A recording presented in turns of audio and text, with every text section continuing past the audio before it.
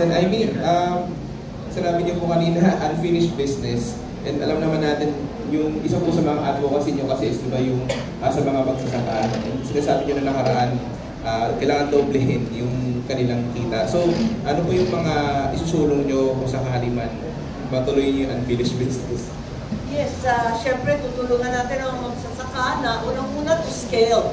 Kasi nga, nabanggit ko kanina na tinitingin na yung ating mga kabukiran ang pag-aari, wala pang 2 hektarya. Talagang hindi talaga umunta dyan at mahirap kumita. Kaya sinasabi ng iba na ang average age ng ating farmer ngayon ay nasa 58 years old. Darating ang 2030 na lahat ng pagkain natin ay imported na lamang pagkat wala nang nagtatanim. Kaya kinakabahan ko ako dito. Last week, naglalabasan na naman ang employment figures at ang liwanag, tumataas ang employment pero may exodus. Nag-aalisan sa bukid. Yan ang problema natin.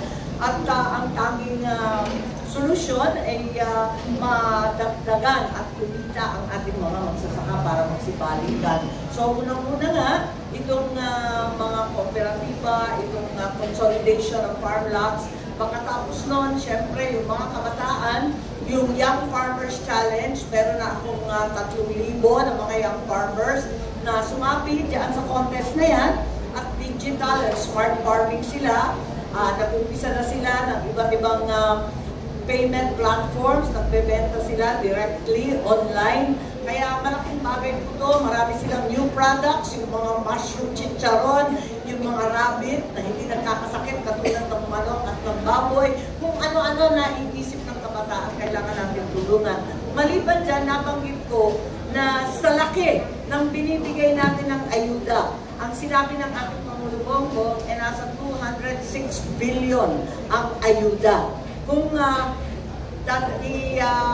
isusuma ang lahat ng binibigay ay nasa 206. Ang sabi naman ni Secretary Recto, hindi, higit pa dyan. Ang ating mga sustento, subsidiya, total ay nasa 500 plus billion. Sa palagay ko, labis-labis na yan. Ako yung isa sa kasimuno ng panahon ng COVID na magkaroon ng ayuda. Gustong-gusto natin matulungan yung ating mga kababayan.